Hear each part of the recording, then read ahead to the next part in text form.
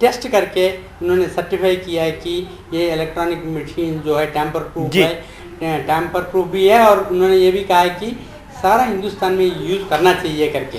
उसका बाद 1990 में ये पॉलिटिकल पार्टीज़ को भी डेमोन्स्ट्रेट किया गया है उनका सामने, उन्होंने भी कहा कि यस यूज़ होना चाहिए करके। नहीं, आपने बूथ लूटे जाने के लिए बदनाम बिहार और बंगाल जैसे बदनाम राज्यों में बैलेट से होने वाले मतदान में भी धांधली रोक ली थी, तो फिर ईवीएम की जरूरत क्यों पड़ी?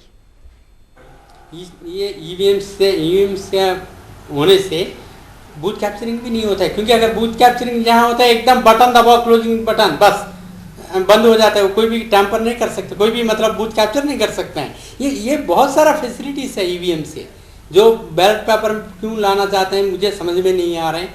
ये बिल्कुल जो है, ये जो है ना, एक बोगी है और कुछ नहीं। मैं कह रहा हूँ ये डाई डाउन हो जाएगा 4-5 दिन में। चलिए उम्मीद यही करते हैं। बहुत बहुत शुक्रिया केजरीवाल साहब, आपके पास वक्त की कमी मैं समझ रहा हूं, आपको निकलना है शहर से। बहुत बहुत शुक्रिया, आपने फिर भी समय हमारे लिए निकाला। तो केजरीवाल साहब जिस तरह से कह रहे हैं, वकील हैं ये इस बात के कि इलेक्ट्रॉनिक वोटिंग मशीन क्यों बढ़िया है, इसकी वजह भी है। हमारे साथ तमाम एक्सपर्ट यहाँ पर बैठे हुए हैं। प्रोफेसर अरुण, आपसे ही कहना चाहेंगे, केजरीवाल जो कह रहे हैं उनकी बात में भी दम है, लेकिन आपके सवाल अपनी जगह है। आप चाहते क्या हैं? अब हम ये जरा मुद्दे को समेट ले और ये चाहें कि आप चाहते क्या हैं, किस तरह से इस बहस को रोका जा सकता है। देखिए प्रोफेसर इंद्रेसन 2006 में भी उन्होंने कमीशन बिठाया। उन्होंने एक पॉइंट तो साफ कहा कि हम देखेंगे ही नहीं, वो ये कि क्या ये मशीन वाकई वो करती है जो कि इलेक्शन कमीशन को चाहिए। उन्होंने उसको देखने से ही इनकार कर दिया। हम जो कह रहे हैं वो उस सब्जेक्ट में आती है कि जो अगर आपके वोट की सीक्रेसी चली जाती है तो ये मशीन एक्सेप्टेबल नहीं है। तो जब तक ये सारी बातें डिस्कस नहीं हो जाती, मेरा विचार है हम पेपर बैलेट में वापस चले जाएं।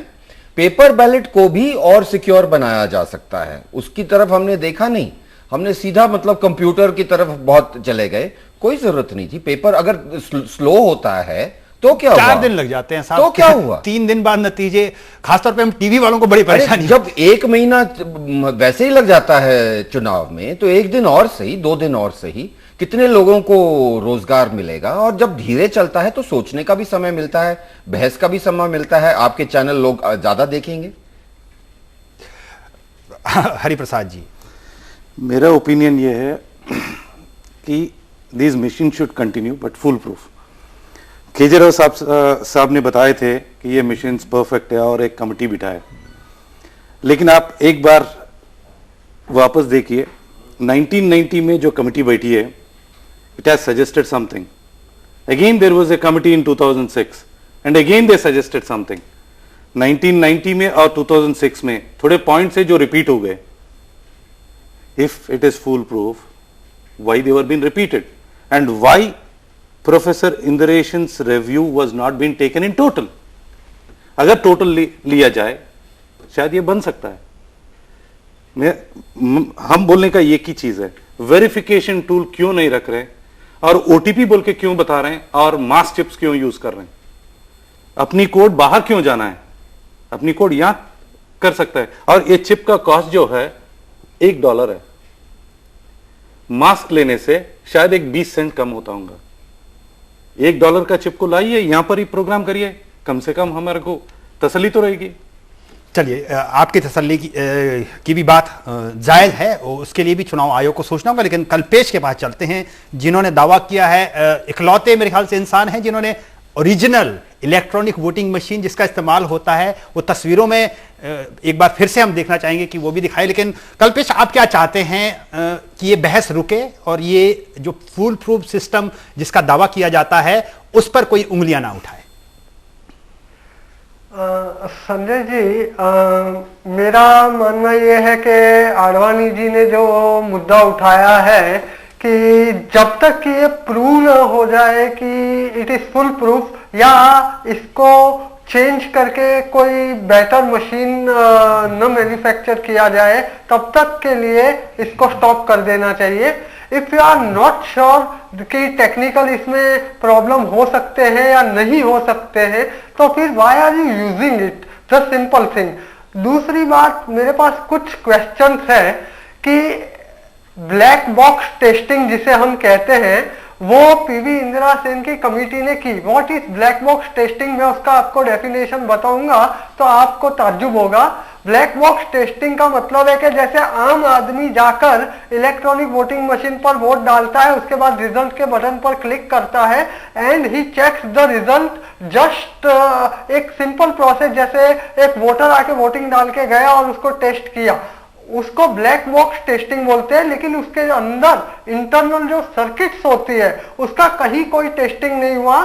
तो पीवी इंदिरा सेन की ऐसी रिपोर्ट जो सिर्फ ऊपर से एक वोटर के वोटिंग बटन दबाने की जैसा टेस्टिंग हुआ है, what is the use of that committee report, उसको हम why should we accept that. जबकि टेक्निकल लेवल पे एक आईआईटी का टेक्नीशियन है, एक अच्छा इंजीनियर, उसको इंटरनली अच्छी तरह चेक करना चाहिए था। It should be have done properly, ये नहीं हुआ। दूसरी बात, इलेक्शन कमीशन ने अंदर के इंटरनल पार्ट्स का कभी भी कोई डिजाइन या कुछ भी बाहर पब्लिक या टेक्निकल रिसर्च के लिए क्यों नहीं रखा? बिकॉज उनको ये मालूम है कि ये सब अगर बाहर रखा तो बहुत सारे लोग क्वेश्चन उठाएंगे। जी, जाहिर तौर पर कल्पेश, हम आपका पॉइंट हम समझ गए हैं और आपका पॉइंट भी ले भी लिया गया है, लेकिन वक्त की कमी है। बहुत बहुत शुक्रिया आप हमारे साथ जुड़े, और साथ ही साथ हम प्रोफेसर अरुण मेहता, आप हमारे साथ स्टूडियो में आए, हरिप्रसाद जी आप यहाँ पर पहुंचे, बहुत बहुत शुक्रिया, और साथ साथ बड़ा प्रसाद आपने ये डेमोन्स्ट्रेशन दिया, मार्वलेस, बहुत बहुत शुक्रिया।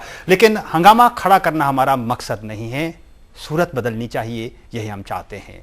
चुनाव आयोग सबसे बड़े लोकतंत्र का चुनाव आयोग, जिस पर कोई सवाल नहीं उठाता है, हम चुनाव आयोग पर भी सवाल नहीं उठा रहे हैं। हम सवाल ये भी नहीं उठा रहे हैं कि अभी जो चुनाव हुए हैं उसमें कोई रिगिंग हुई थी या गड़बड़ झाला हुआ था, क्योंकि अगर रिगिंग हुई होती तो वो मान लिया कि एक स्टेट मशीनरी या सरकार रिगिंग करवा रही है या गड़बड़ झाला करवा रही है, लेकिन साथ ही साथ मीडिया भी था जिसके पोल्स हो रहे थे, ओपिनियन पोल्स निकल रहे थे। उस पोल्स और असली नतीजों में बहुत ज्यादा फर्क नहीं था। हो सकता है कि सरकारी तंत्र कोई गड़बड़ झाला कर रहा हो, लेकिन पूरा देश ही एक ही पार्टी को जिताने के पीछे जुट जाए और मीडिया भी, ये नहीं हो सकता है। लेकिन सवाल इसलिए उठ रहे हैं क्योंकि यहां पर कुछ टेक्नीशियन सवाल उठा रहे हैं, मसलन कि इसमें पता लग जाता है सीक्रेसी ऑफ वोट, जो लोकतंत्र में हमारे सबसे ज्यादा तवज्जो जिसको दी जाती है, बिल्कुल उसका जिस तरह से टेक्नीशियंस बता रहे हैं कि वो इस पे नहीं रही है। दूसरी बात, इसमें बहुत सी ऐसी चीजें हैं, क्यों नहीं एक बार इसका टेक्निकल टेस्ट एक्सपर्ट से करवाया जाता है, यही हमारा सवाल था। हमारे इस खास पेशकश में इतना ही।